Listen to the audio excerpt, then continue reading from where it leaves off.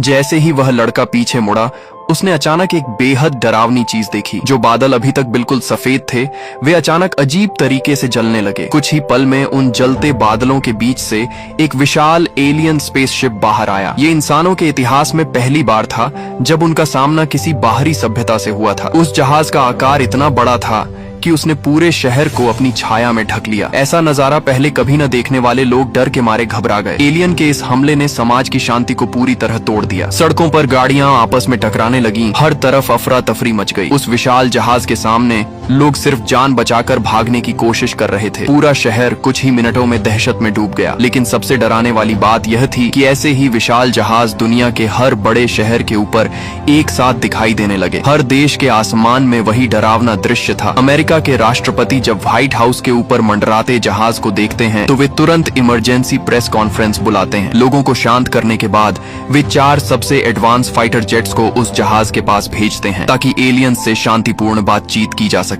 इस खतरनाक कूटनीतिक कोशिश पर पूरी दुनिया के नेता नजर रखे हुए थे। लेकिन जैसे ही फाइटर जेट्स युद्ध मोड में उस जहाज के पास पहुंचे, जहाज के नीचे एक दरार धीरे धीरे खुलने लगी। उस दरार से एक तेज नीली रोशनी निकली। शुरुआत में पायलट्स को लगा कि शायद यह एलियंस का कोई दोस्ताना संकेत है, लेकिन अगले ही पल सब कुछ बदल गया। एलियंस के जोरदार हमले ने इंसानों की शांति की उम्मीद को पल भर में खत्म कर दिया। स्थिति की गंभीरता को समझते ही सरकार ने तुरंत डूम्सडे प्लान शुरू कर दिया। राष्ट्रपति और उनके कैबिनेट के सदस्य फाइटर जेट्स में बैठकर व्हाइट हाउस से सुरक्षित जगह की ओर भाग गए। लेकिन आम लोगों को इस बारे में कुछ भी पता नहीं था। कुछ पागल लोग तो एम्पायर स्टेट बिल्डिंग की छत पर इकट्ठा होकर हाथ हिला रहे थे। उन्हें उम्मीद थी कि एलियंस उन्हें अपने साथ ले जाएंगे, लेकिन उन्हें यह नहीं पता था कि उनके लिए क्या भयानक अंजाम इंतजार कर रहा है। तभी एलियन जहाज का निचला हिस्सा पूरी तरह खुल गया और उसके अंदर के जटिल मशीन और एनर्जी सिस्टम दिखाई देने लगे। अचानक उस मशीन के केंद्र में ऊर्जा इकट्ठा होने लगी और एक शक्तिशाली लेजर बीम निकली। एक ही पल में पूरी गगनचुंबी इमारत राख में बदल गई। धमाके की ताकत इतनी ज्यादा थी कि आसपास की सभी गाड़ियां हवा में उछल गईं। जलती हुई गाड़ियां लोगों पर बारिश की तरह गिरने लगी। तब जाकर लोगों को असली खतरे का एहसास हुआ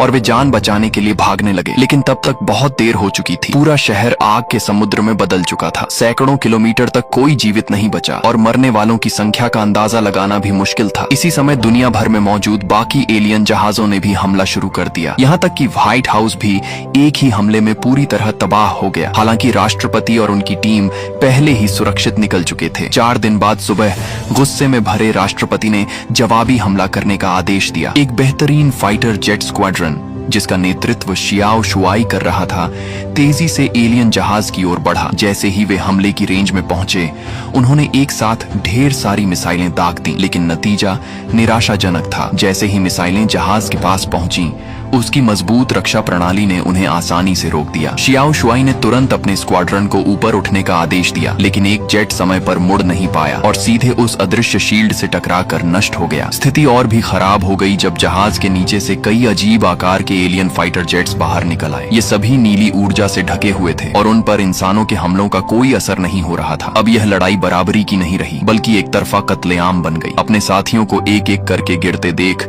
राष्ट्रपति को मजबूरी में पीछे हटने का आदेश देना पड़ा। लेकिन तब तक बहुत देर हो चुकी थी। कुछ ही मिनटों में ज्यादातर फाइटर जेट्स तबाह हो चुके थे। सिर्फ शियाओ शुआई और उसके कुछ साथी ही किसी तरह लड़ रहे थे। उनके जेट्स का ईंधन भी खत्म होने वाला था और पीछे से एलियन जहाज लगातार उनका पीछा कर रहा था। मजबूर होकर शियाओ शुआई ने जहाज को एक जटिल पहाड़ी इलाके की ओर खींचा और संकरी घाटियों का फायदा उठाकर उसे पहाड़ से टकरा दिया। वह एलियन जहाज रेगिस्तान में जाकर क्रैश हो गया। आखिरी समय में शियाओ शुआई पैराशूट के जरिए खुद को बचाने में सफल रहा। जब उसने चारों तरफ अपने साथियों की लाशें देखी तो उसका गुस्सा काबू से बाहर हो गया। उसने तुरंत एलियन जहाज को खोल दिया और अंदर मौजूद जिंदा एलियन को देखकर गुस्से में उसे जोरदार मुक्का मार दिया। फिर वह उस एलियन को कैदी बनाकर तपते रेगिस्तान में घसीटते हुए आगे बढ़ने लगा। प्यास से बेहाल होने के वक्त उसे एक साथी मिल गया जो उसे एक सुरक्षित जगह ले गया। वहां से वह एक गुप्त सैन्य बेस पहुंचा जो रेगिस्तान के अंदर बना था। यह इंसानों का एलियंस पर रिसर्च करने वाला सीक्रेट बेस था जिसे एरिया 51 कहा जाता है। इस रहस्यमयी अंडरग्राउंड बेस में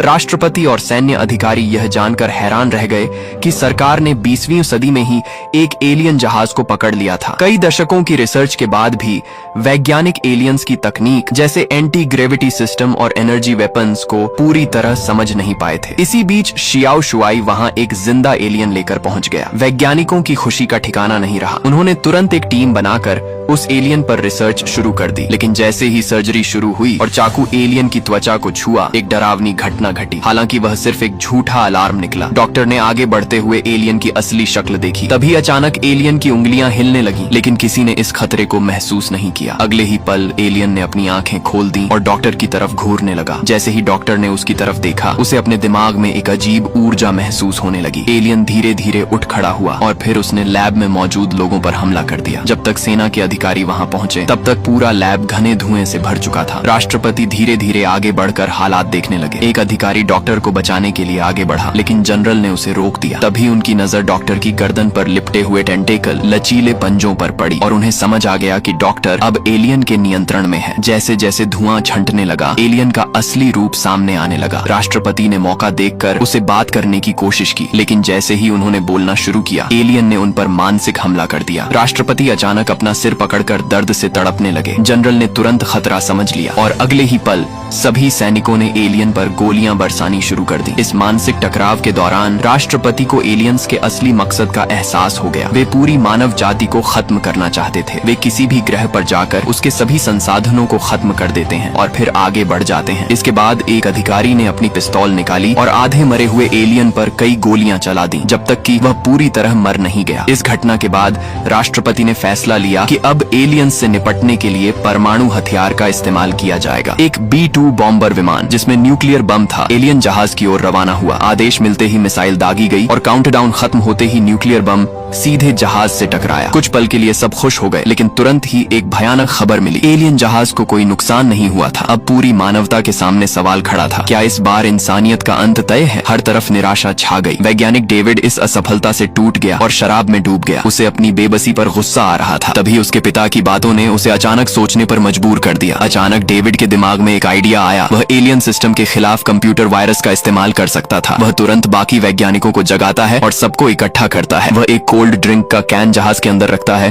और एक अधिकारी से उस पर गोली चलाने को कहता है। पहली बार गोली जहाज की शील्ड से टकराकर वापस आ जाती है, लेकिन फिर डेविड सिस्टम में वायरस डाल देता है और दोबारा गोली चलाने को कहता है। इस बार गोली सीधे कैन को लगती है। इसका मतलब था कि जहाज की शील्ड अब काम नहीं कर रही। डेविड की योजना सफल हो चुकी थी। अब वह बताता है कि अगर इस वायरस को एलियन मदरशिप तक पहुंचा दिया जाए तो पूरी दुनिया में फैले सभी जहाजों की सुरक्षा ढाल खत्म की जा सकती है। लेकिन समस्या ये थी कि मदरशिप अंतरिक्ष में थी। वहां तक पहुंचने के लिए 2 लोगों को एलियन जहाज में बैठकर जाना होगा और अंदर घुसकर वायरस डालना होगा। ये मिशन बेहद खतरनाक था, क्योंकि सफलता के बाद भी शील्ड सिर्फ थोड़ी देर के लिए ही बंद होगी। डेविड और शियाओ शुआई इस मिशन के लिए तैयार हो जाते हैं। दोनों एलियन जहाज में बैठकर अंतरिक्ष की ओर उड़ जाते हैं। जल्द ही वे अंतरिक्ष में पहुंच जाते हैं और वहां का अद्भुत दृश्य देखते हैं। मदरशिप के पास पहुंचते ही जहाज ऑटो पायलट मोड में चला जाता है। थोड़ी चिंता के बाद भी वे सुरक्षित अंदर घुस जाते हैं। अंदर का नजारा देखकर वे हैरान रह जाते हैं। वहां लाखों एलियन सैनिक मौजूद थे, जैसे वे पृथ्वी पर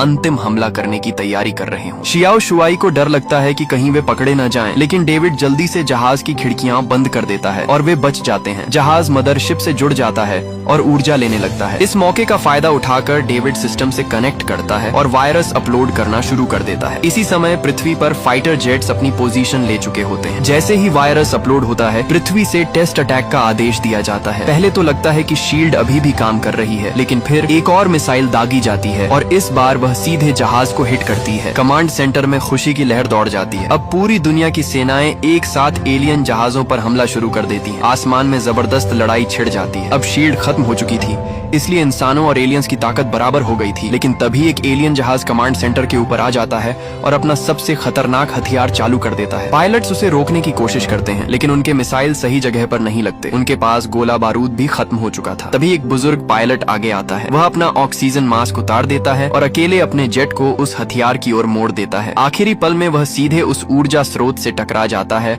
और जोर से चिल्लाता है, hello boys, I am back. अगले ही पल एलियन जहाज अंदर से फट जाता है। तभी सबको पता चलता चलता है कि जहाज का पिछला हिस्सा ही उसकी सबसे बड़ी कमजोरी था। यह जानकारी तुरंत दुनिया भर में भेजी जाती है और सभी देश इसी तरीके से एलियन जहाजों को नष्ट करना शुरू कर देते हैं। दूसरी तरफ डेविड और शियाओ शुआई मिशन पूरा करके वापस जाने की कोशिश करते हैं, लेकिन उनका जहाज फंस जाता है। एलियंस को शक हो जाता है और वे जहाज का कंट्रोल अपने हाथ में ले लेते हैं। अब दोनों को लगता है कि उनका अंत तय है, इसलिए वे फैसला करते हैं कि मरने से पहले वे दुश्मन को भी खत्म कर देंगे। वे जहाज में मौजूद न्यूक्लियर बम को एक्टिव कर देते हैं, लेकिन तभी अचानक कंट्रोल सिस्टम टूट जाता है और जहाज आजाद हो जाता है। अब बम फटने में सिर्फ 30 सेकंड बचे थे। शियाओ शुआई तेजी से जहाज को लेकर वहां से निकलने की कोशिश करता है। पीछे से 3 एलियन जहाज उनका पीछा करते हैं, लेकिन वह अपनी शानदार उड़ान क्षमता से सभी हमलों से बचता है। आखिरी 0.66 सेकंड में वे मदरशिप से बाहर निकलने में सफल हो जाते हैं। एलियंस कुछ नहीं कर पाते और न्यूक्लियर बम फट जाता है। एक जबरदस्त धमाके के साथ मदरशिप टुकड़ों में बिखर जाती है। आखिरकार इंसानों को जीत मिल जाती है। डेविड और शियाओ शुआई हीरो बनकर धरती पर लौटते हैं। वे अपने परिवार के साथ खुशहाल जिंदगी जीने लगते हैं। कहानी के अंत में वे आसमान में